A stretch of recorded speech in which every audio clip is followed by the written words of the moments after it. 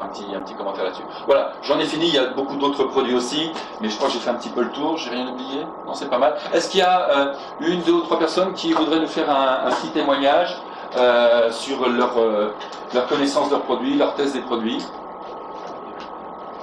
Là, voilà, parfait. C'est pour les volontaires. Ah, un volontaire. Bonsoir. Bonsoir. Bonsoir, je m'appelle Jean-Jacques, je suis naturopathe et j'en arrive à demander de parler dans quelques instants d'un produit que je préférerais. Alors, je dis que je les préférais à peu près tous parce que en fait ça fait 25 ans ou 30 ans maintenant que je suis naturopathe et j'ai toujours cherché en synergie tous les produits qui pouvaient apporter des solutions, non pas simplement dans le cadre du cabinet dans lequel, pendant la consultation, mais bien évidemment pour poursuivre après la consultation de manière à ce que les gens fassent attention à leur hygiène de vie et puissent reconstituer un certain bien-être dans leur habitation. Donc, parmi les différents produits sur lesquels je prends un enthousiasme particulier, je dirais par rapport aux besoins actuels, bien sûr on pourrait parler de l'air, je dirais juste quelques mots sur l'eau, plus précisément parce que je trouve que c'est un domaine qui est une importance capitale. Très brièvement, comme vous le savez, c'est sur l'île d'Okinawa que l'on vit le plus vieux dans le monde. Et lorsque les chercheurs japonais, dans les années 50, se sont demandé pourquoi, ils se sont rendus compte que sur cette île, non seulement les personnes avaient une alimentation saine, mais également ils bénéficiaient d'une eau qui avait des caractéristiques tout à fait particulières, puisque cette eau était filtrée par le corail de l'île, et que donc, grâce à ça, elle avait un pH qui était très alcalin, et en même temps, elle avait un potentiel antioxydant qui était très élevé, et en plus, grâce au corail de l'île, qu'on utilise d'ailleurs en thérapeutique maintenant, ce corail contenait des oligoéléments qui étaient extrêmement précieux pour la reminéralisation et pour la nutrition de façon générale. Ces travaux japonais donc, ont permis de comprendre en fait que 90% des problèmes de santé sont liés à l'acidité du corps et à l'oxydation. Lorsqu'on regarde le pH urinaire, ce que vous pouvez faire très facilement pour vous, les personnes que vous connaissez, en utilisant des bandelettes qui permettent de tester le pH urinaire, on se rend compte que la plupart des personnes ont un pH très acide. Le pH normal, c'est à peu près de 7, en ce qui concerne donc les urines, et la plupart des gens se situent aux alentours de 6, voire même de 5,5. Sans rentrer dans les détails, comme on mesure des concentrations logarithmiques, avoir un pH de 6, c'est être extrêmement acide. Les sources principales de l'acidité sont le terrain biologique auquel nous appartenons. Nous avons presque tous un tempérament bilieux, comme dirait Hippocrate. Donc déjà, notre terrain génère de l'acidité.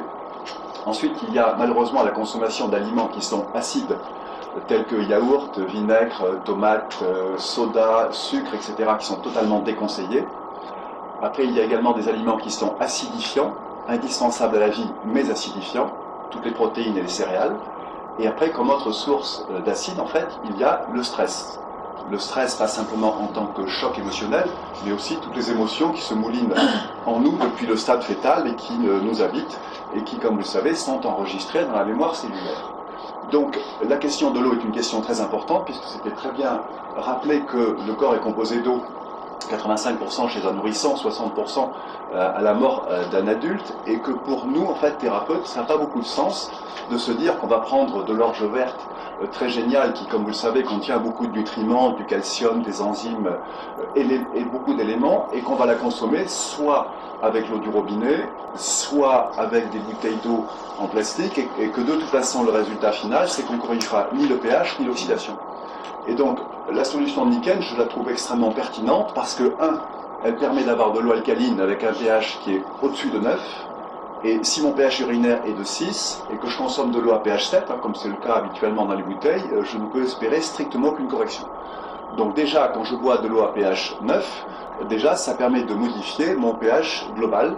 Et donc, de ce fait, mon intestin fonctionne beaucoup mieux puisque le milieu intestinal doit être basique.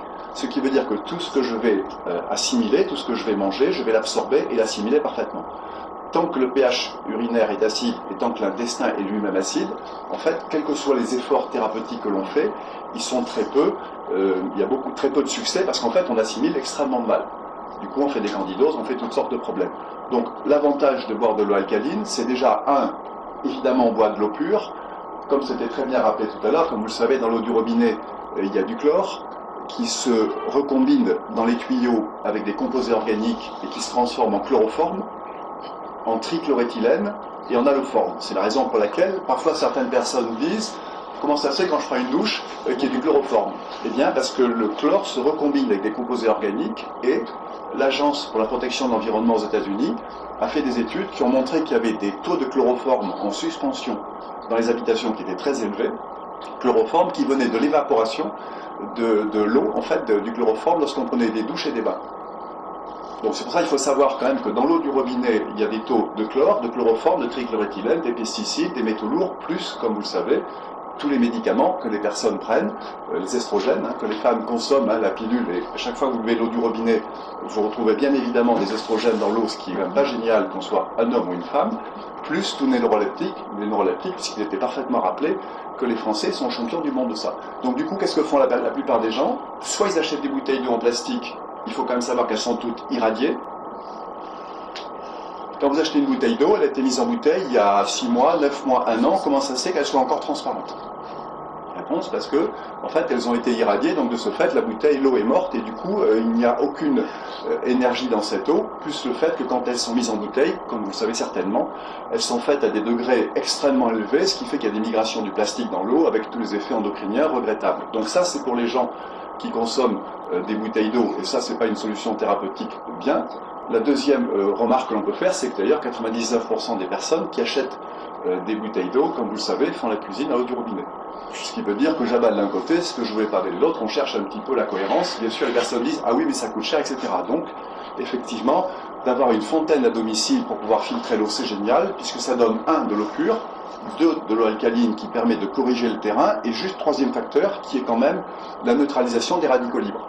Parce que l'eau nickel, elle n'est pas simplement pure, elle est aussi alcaline, c'est une eau qui est vivante, puisqu'elle est en contact avec des minéraux, exactement comme elle le serait si on était dans la nature et qu'on ramasse de l'eau en fait sur une source en fait tout à fait vivante. Mais juste un mot quand même pour dire que aussi, elle a l'avantage d'être antioxydante, et que, comme vous le savez, l'origine principale quand même des cancers, des maladies cardiovasculaires et du vieillissement, c'est la quantité de radicaux libres que le corps génère chaque jour. Et quand on boit de l'eau antioxydante qui a un potentiel d'environ moins 300 millivolts, c'est un potentiel qui est environ 6 fois plus puissant que la vitamine C, 6 fois plus fort que la vitamine C, puisque la vitamine C a un potentiel antioxydant de moins 50, et l'eau nickel a un potentiel antioxydant d'environ moins 300. Donc ça veut dire que c'est 6 fois plus puissant comme action antiradicalaire. Et juste pour terminer, je dirais que un autre chiffre est que les antioxydants passent à travers les membranes semi-perméables en fonction de leur poids moléculaire. Le poids moléculaire de la vitamine C, c'est 176, et le poids moléculaire de l'eau nickel, c'est d'environ 30. Ça veut dire qu'en fait qu'elle pénètre 6 fois plus à travers les membranes semi-perméables, ce qui explique son potentiel remarquable de réhydratation. Parce que si on regarde le fait qu'est-ce que vieillir, en fait c'est se déshydrater. Donc déjà, cette eau, elle est pure, vous avez une eau parfaitement pure chez vous, comme si vous aviez une source qui coule, une source vivante grâce aux minéraux, de l'eau alcaline, de l'eau antioxydante et de l'eau réhydratante. Donc c'est pour ça, c'est un des apports, si je devais en citer un, que je trouve particulièrement intéressant, et je pense que chacun de vous, chacun de nous, devrait au moins commencer par cette solution-là, parce que c'est un élément qui est d'une importance capitale pour la santé. Merci. Merci. 2 secondes, s'il vous plaît. Oui. Est-ce que vous faites des médicaments? Ça filtre aussi les médicaments? Absolument, oui, tout à fait. Oui, à partir du moment où on est sur des utilisations avec la céramique, tout ce qui est de l'ordre de 0, à partir de 0, 0,1, 0,2, 0,03 microns, c'est parfaitement filtré. Mais c'est super important parce que consommer l'eau du robinet, encore une fois, même si c'est pour faire cuire, je voudrais juste dire un mot là-dessus, parce que parfois j'ai des patients qui me disent, mais c'est pas grave, elle a été bouillie.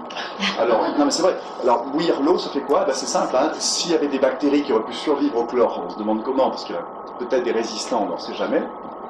Je plaisante, il n'y en a quasiment pas compte tenu du chlore qui est quand même un des produits les plus cancérigènes et reconnu comme tel aux États-Unis. Et deuxièmement, à ce moment-là, le problème c'est qu'on a tous les résidus en fait que l'on va consommer. Et si je fais bouillir l'eau, en fait c'est simple, l'eau s'évapore et je concentre les produits chimiques. Donc s'il y a des estrogènes, s'il y a des neuroleptiques, etc., je concentre.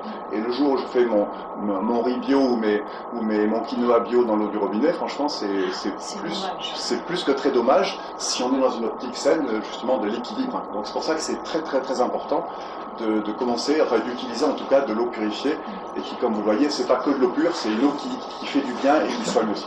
Est-ce que vous pouvez me confirmer que même avec un adoucisseur d'eau, je peux mettre de l'eau de l'adoucisseur avec une bouteille? Ah oui, bien sûr. Enfin, un adoucisseur système, en fait, c'est simple, hein, ça fonctionne avec un échangeur d'ions, et donc en fait, ça enlève le calcaire, c'est remplacé par des ions sodium, donc il y a un peu de sel dans l'eau, mais il y a toujours les mêmes produits chimiques, il y a exactement tous les autres. Donc ça retire juste le calcaire, sauf qu'à mon avis, ça rend l'eau encore un peu plus acide. Et ça fait quoi d'abord? Je la bois pas. Qu'est-ce que ça fait d'avoir un corps acide? Ça génère à peu près 90% des maladies, puisque tout ce qui est cancer, maladies cardiovasculaires, diabète, par exemple le pancréas, c'est l'organe qui est le plus basique dans le corps. Le pancréas, il a un pH de 8. Si vous avez un pH urinaire de 6, votre pancréas souffre énormément. Et maintenant, aux États-Unis, il y a des centres dans les hôpitaux où on fait boire de l'eau alcaline pour soigner, et avec grand succès d'ailleurs, les diabétiques. Maintenant, quant à l'eau, oui, c'est vraiment la meilleure compréhension qu'on puisse avoir du diabète, en fait, c'est parce que le pancréas est l'organe le plus basique. Et donc, du coup, toutes les personnes qui consomment du sucre, qui, entre parenthèses, est le pire des aliments des éléments pour la santé, c'est un des éléments les pires parce que aussi ça acidifie le corps et que ça affaiblit beaucoup le pancréas. Mais après, qu'est-ce que ça fait par exemple, voilà, je prends de l'orge verte, j'ai un corps super acide, c'est comme si je remplissais une passoire. Mon corps, c'est vrai, ça veut dire comme le corps ne peut pas supporter au niveau du sang un niveau d'acidité trop important, ça veut dire que je vais être en carence perpétuelle de calcium et de magnésium. Donc du coup, je vais être en état de fatigue, de frilosité, de déminéralisation, de stress, de douleurs musculaires, de troubles digestifs, de mauvaise assimilation, enfin, et d'insomnie, et j'en passe, parce que tout ça, c'est des conséquences sur le système nerveux, parce qu'en fait, le corps ne pouvant pas supporter un trop grand degré d'acidité, dès que vous consommez quelque chose qui contient du calcium et du magnésium, en fait, le corps le confisque. Le confisque pour essayer de réduire l'acidité, et du coup, vous n'avez pas du tout de calcium et de magnésium ailleurs. Et pire que ça, évidemment, au bout d'un moment, comme cette acidité perdure, le corps va aller chercher dans la colonne vertébrale, évidemment, les éléments minéraux pour essayer de réduire un peu l'acidité. C'est comme ça qu'on fait de l'ostéoporose d'une façon extrêmement prématurée. Alors on peut se dire, oui, bien sûr, il y a les produits géniaux du professeur Naïdou, l'ostéodance et le Caldane, qui sont des produits extraordinaires, mais ça a de sens si on réduit l'acidité du corps. Et franchement, en biologie, c'est les deux paramètres les plus importants. Si votre corps n'est ni acide ni oxydé, franchement, vous êtes à l'abri de 90% des problèmes et ça ralentit énormément le vieillissement des cellules. Et ça vous protège des maladies. Donc si après, vous avez une hygiène de vie qui est saine, franchement, c'est génial. Mais ça, je pense qu'il faut le comprendre de façon, c'est très important. Merci.